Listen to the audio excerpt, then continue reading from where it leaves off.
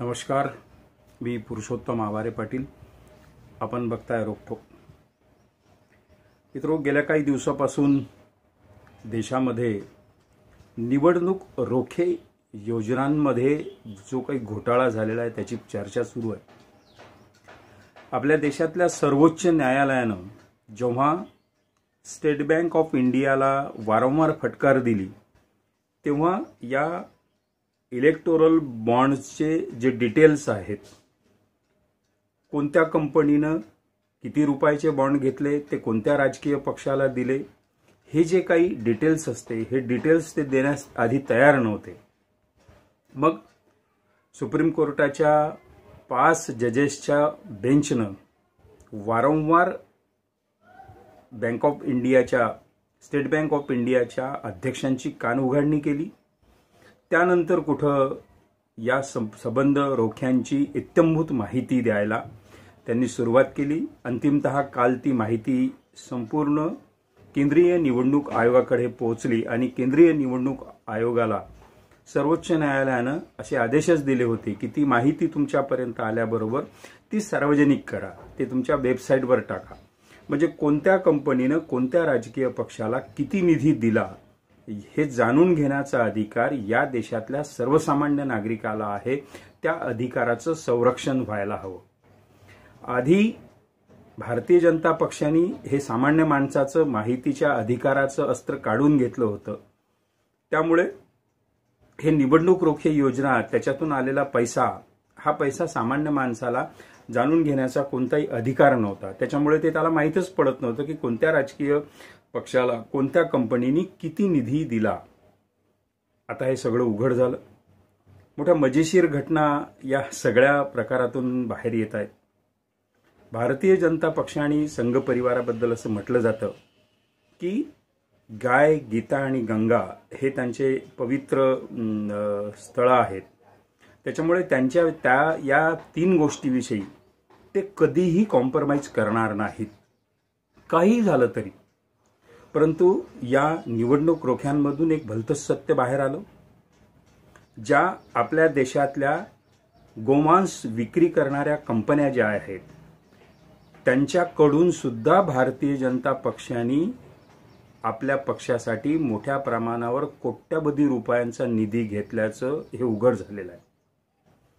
आता हा पक्ष पार्टी विथ डिफरन्स म्हणतो, संघ परिवार नाकाने कांदे सोलतो आणि दुसऱ्या बाजूला मात्र या देशातल्या तमाम हिंदूंची फसवणूक करून, गायीच्या बाबतीत त्यांना भावनिक करून, गोमाता म्हणून संबोधणं आणि गायीच्या नावावर अनेक लोकांचा मॉब लिंचिंग करणारं हे जे काही झुंडशाही आहे, या झुंडशाहीला अजिबात गोमांस विक्री करणाऱ्या, गायी कापणाऱ्या आणि विदेशात मोठ्या प्रमाणावर बीफ सप्लाय करणाऱ्या कंपन्यांकडून देणगी घेताना मात्र जराशीही लाज वाटत नाही.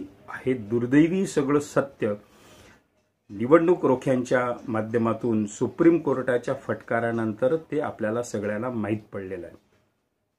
उद्धव ठाकरेंनी त्याच्यावर टीका केली की यांना लाज कशी वाटत नाही.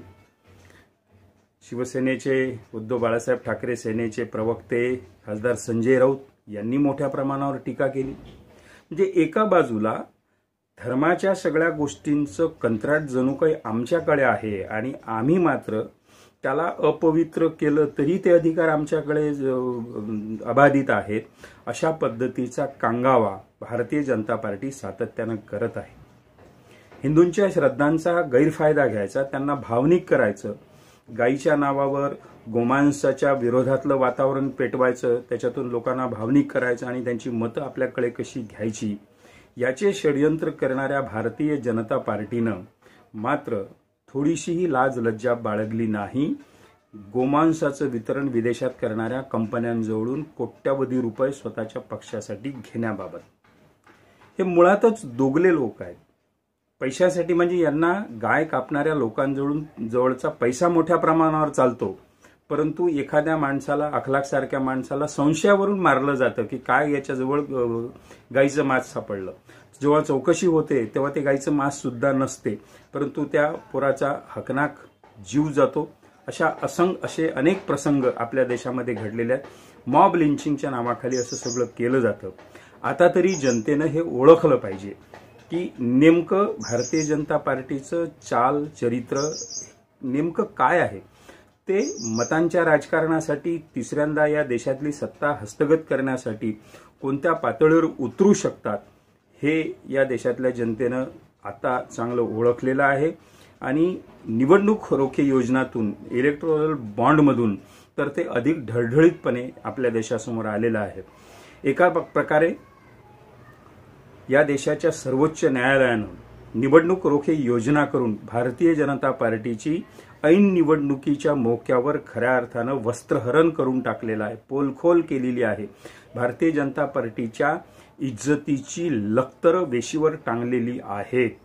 त्यामुळे केंद्राच्या सर्वोच्च न्यायालयाच्या त्या 5 न्यायमूर्तींना प्रामुख्यानं मुख्य न्यायाधीश जे आहेत चंद्रचूड यांना सामान्य मतदारांनी, संविधानप्रेमी मतदारांनी शतशः धन्यवाद दिले पाहिजेत की या निमित्ताने ऐन मोक्याच्या वेळी हा सगळा प्रकार त्यांनी उघडकीस आणला। आणि जेव्हा तुम्ही सगळे लोक आपापल्या मतदारसंघातल्या निवडणुकीच्या वेळी भारतीय जनता पक्षाच्या उमेदवाराला, खासदारकीच्या उमेदवाराला मत देण्याचं मानसिकता तयार केली असेल तेव्हा हे मुद्दे तुम्ही आठवा। तेव्हा तुमच्या असं लक्षात येईल की आपल्या श्रद्धांचा, भावनांचा व्यापार करणारी ही मंडळी आहे। त्याच्यामुळे यांना ना धर्माचं देणं घेणं, ना संस्कृतीचं देणं घेणं, काहीही देणं घेणं नाही। भारतीय संस्कृतीचे उगाच नगारे वाजवत इतरांनी ते पाळावी आणि आपली मुलं मात्र विदेशात कुठेतरी शिक्षणाला ठेवावी, धर्माच्या नावाखाली उन्माद निर्माण करायचा, त्याच्यात बहुजनांची पोरं मारायची, त्यांचा बळी द्यायचा आणि आपली मुलं मात्र अमेरिकेत वेगवेगळ्या ठिकाणी विदेशात शिक्षणाला ठेवायची, ती उच्च पदस्थ कशी होतील याची व्यवस्था करायची। हे गेली अनेक वर्ष आपल्या देशात होत आहे। हेच भाजपचं षडयंत्र आहे। हे जोपर्यंत आपण ओळखणार नाही तोपर्यंत आपण सतत सगळे बहुजन लोक फसत जाणार आहोत। या निमित्ताने सर्वोच्च न्यायालयानं हे आपल्या समोर आणलं। सर्वोच्च न्यायालयाचे आभार मानावे तेवढे कमी आहेत। फक्त त्यांनी एक चांगलं काम केलं सर्वोच्च न्यायालयानं की ऐन मोक्याच्या वेळी जेव्हा या देशातल्या सर्वसामान्य माणसाला से नसतो, 5 वर्ष सर्वसामान्य माणूस बोलत नाही, तुमच्या आमच्या भागातला आमदार खासदार असेल तो वाटेल तेवढी दादागिरी करते, विकास कामांच्या हेराफेरी करते, त्याच्यातली कमिशनखोरी करते, रस्ते वर्षानुवर्ष तसेच पडलेले असतात पण कमिशन त्या आमदार खासदारांना मिळालेलं असते। सामान्य माणसाला हे दिसतं परंतु तो बोलू शकत नाही कारण त्याच्याकडे से नसते। हा से या निमित्ताने, निवडणुकांच्या निमित्ताने 5 वर्षातून एकदा आपल्याला प्राप्त होतो।